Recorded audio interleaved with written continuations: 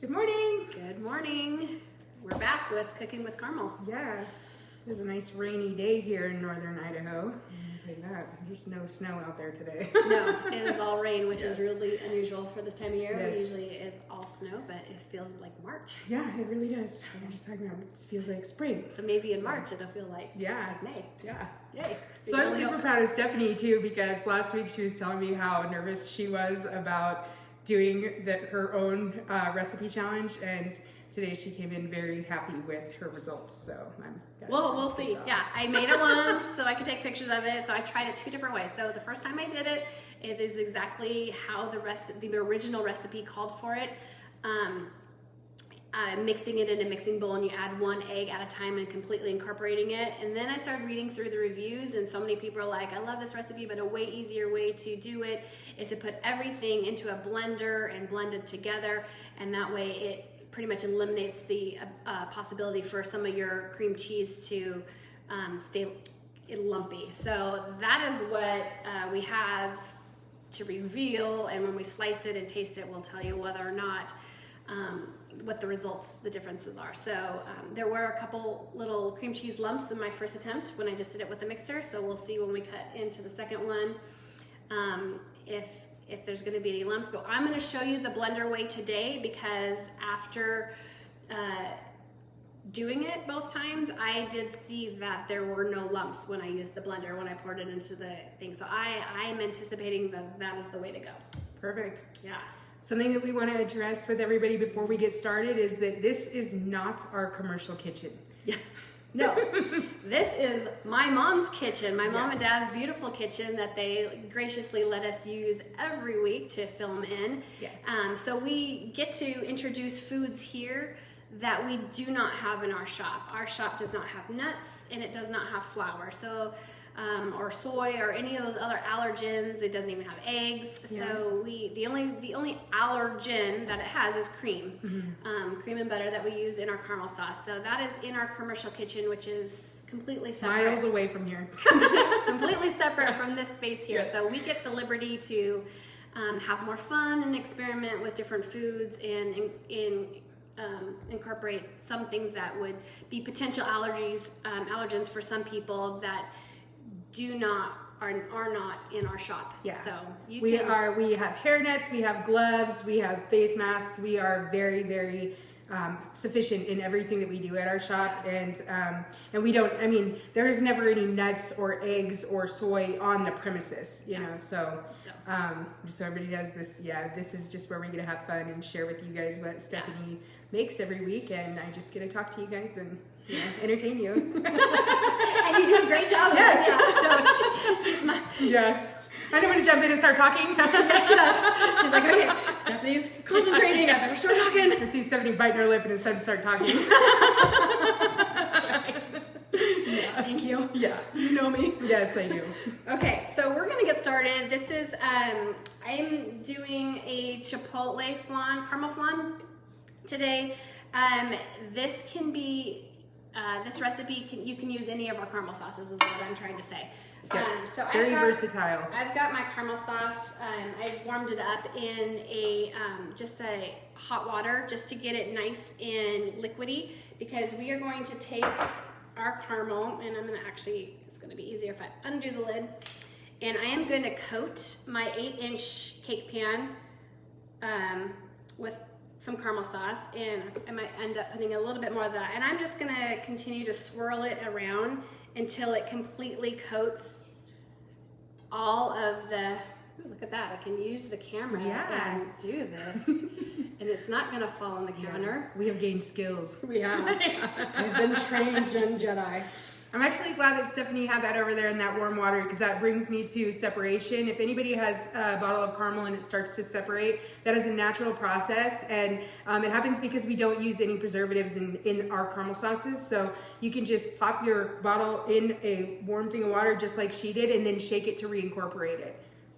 So you can see I'm doing it so that it's not only on the bottom, but I want it to go up the sides a little bit as well.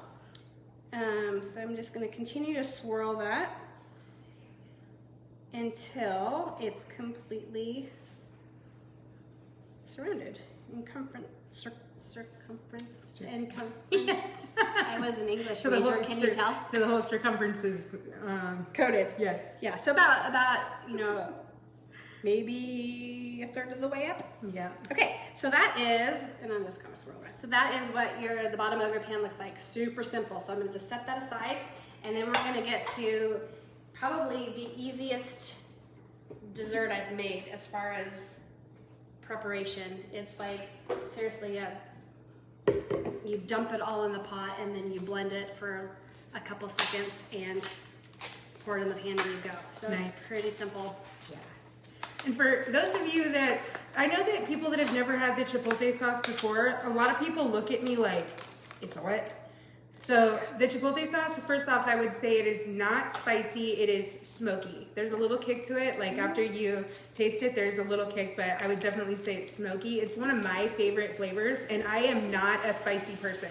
You're spicy, all right. Oh yeah, well, I mean, maybe my personality, but I don't like to eat spicy stuff. I forget what they call a geographic tongue, and so it really, like, my tongue will like swell up and be weird and stuff. My mom once took me to the emergency room whenever I was a little kid, and we learned that I have geographic tongue. I have never heard of that. Yeah, That's it's crazy. it's a real thing. It's a real And those of you, I actually talked to a customer who we were face to face together at the shop, and she told me that her husband also has a geographic tongue. So that's what also brought it to my mind. I said, oh my gosh, I have that too. So, but I love the Chipotle sauce, and I mean, it's like I said, it is not spicy. It is smoky.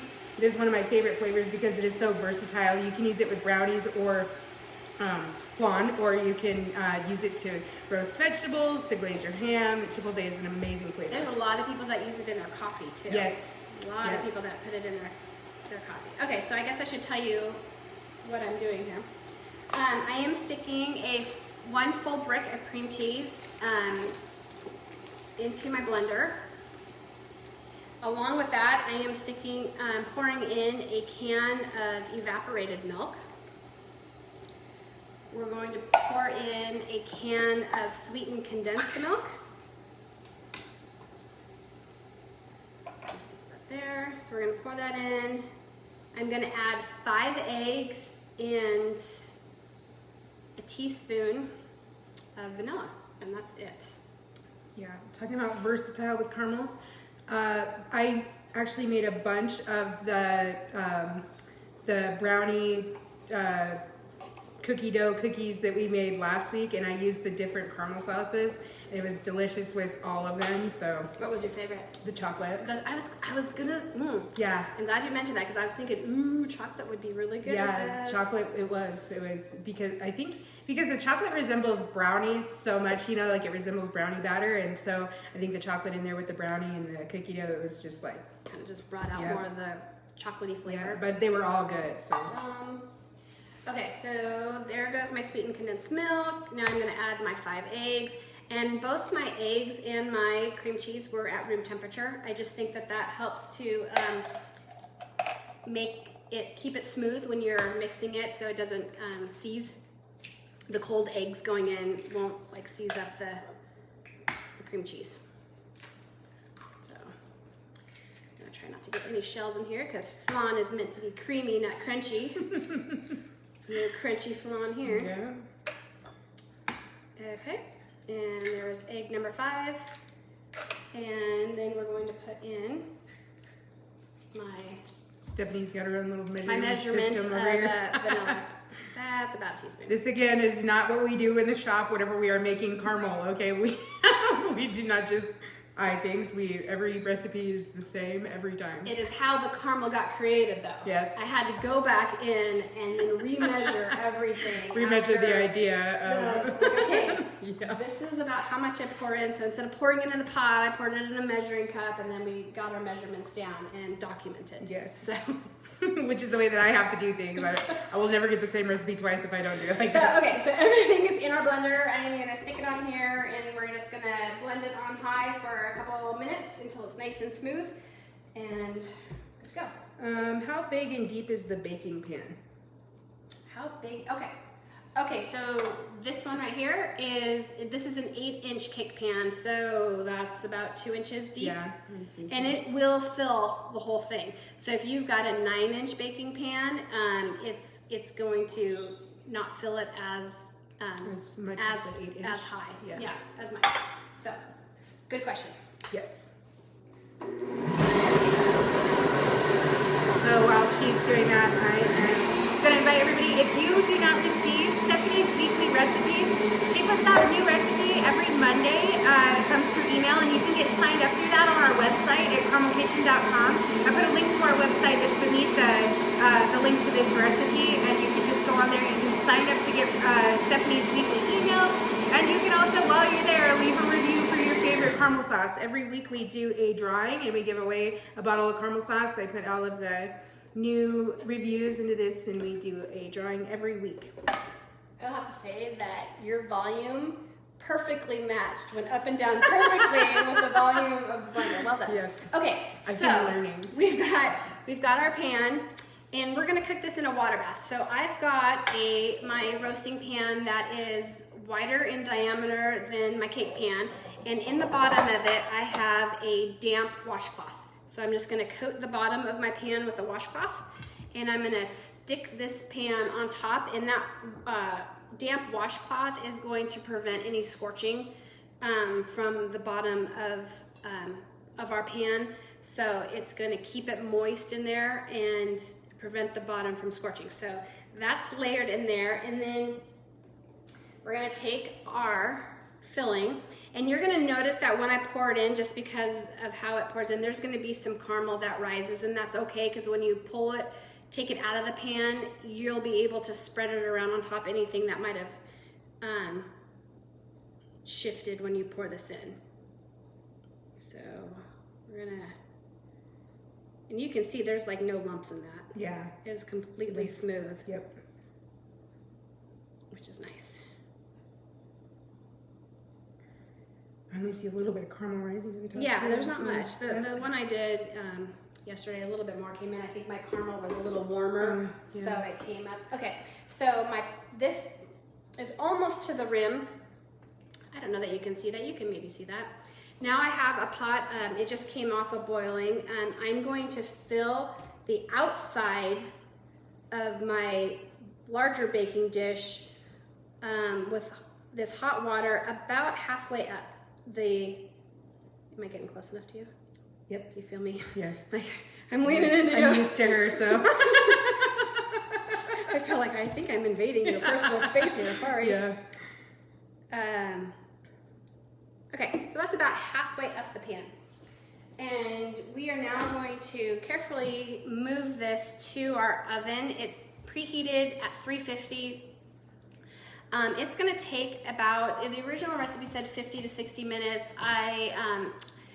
I took it out, I checked it at 50 minutes, and it was still pretty jiggly. It said until the center is just set. I cooked it 60 minutes, and I probably shouldn't have cooked it that long. I probably should have pulled it at like 55 minutes. So the second time I cooked it about 55 minutes, and so when we pour it out, we'll just see the results. Yeah. Okay, so I'm gonna go stick this in the oven, and then we'll. That would be great. Yeah. It's a little full. Yeah. A little hot. Do that. Yep. So while she's putting that in there, I am actually going to read a review that was this was for a gift box. First and foremost, importantly, the caramel is by far the best caramel that I have ever tasted. Loved it so much, I sent my parents this 2-bottle gift. My mom was thrilled to receive it. It was packed very nicely and included a handwritten note and the recipe cards. I will definitely be sending this sweet surprise to my in-laws next. Thank you so much for putting thought and care not only into amazing caramel, but packaging as well. You are so welcome. So we really try to focus on just really caring and loving everything that we do at the shop. I really emphasize that to all of the girls. Yeah, that's important. Mm-hmm. Okay, so this is the reveal of the one I made yesterday. So after it's done baking, you want to let it cool to room temperature, and then you want to cover it and stick it in the fridge at least for 8 hours. I did this overnight, so it's nice and cold. So this is just not coming out of the oven. the first time I made it, it didn't come. Okay, so I'm experimenting as we go. So I'm just doing real life here. The first time I did regular bake. The second time I did convection bake. Now when I did convection bake, the top got a little browner more brown than it did when I just did regular bake. So I'm not sure if that's just because the overall heat source is all around in convection. So that's how my second one turned out. And I'm going to take my offset spatula and I'm just going to go around the edges to release it from the pan. It's looking good. So today we're going to give a shout out to Just Tap Gourmet Oil and Vinegar. They are one of our partners. They are located in Helena, Montana. I know that I have some friends that live in Helena, Montana, so why don't you guys go and check them out. Their address is 2201 North Montana Avenue. They're in Helena. You can also check out their website. It is justtappedmt.com. They share love of great tasting food just like we do. So I'm going to shout out to you guys. Thank you guys so much. Yeah, absolutely. And again, if you are in a location that has a specialty store that you would like to see us in, give us a shout and let us know where they are. We'll contact them, Yes. See if we can get our product somewhere close to you guys. Yep. Okay, so I'm taking a slightly, can you see that it's slightly rimmed? If you can't, it is. Dish, and I am going to set it over the top of my pan, and then I'm going to do the flip.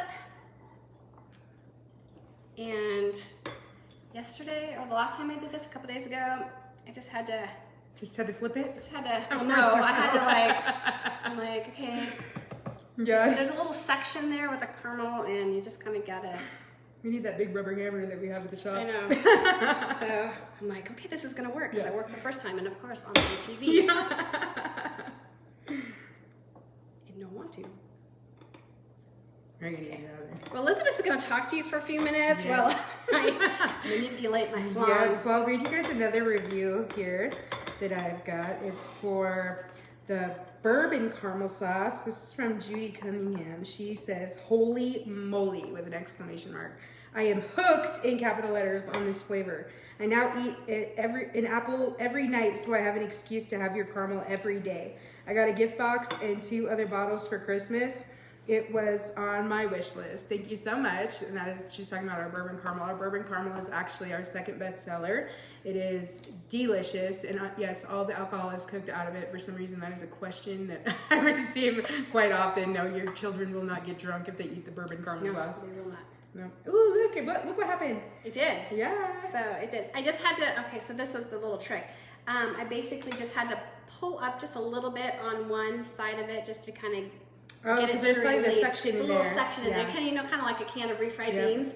You kind of have to and then it all just plops out. So what I'm doing now is I'm just letting some of the excess caramel drip back on it.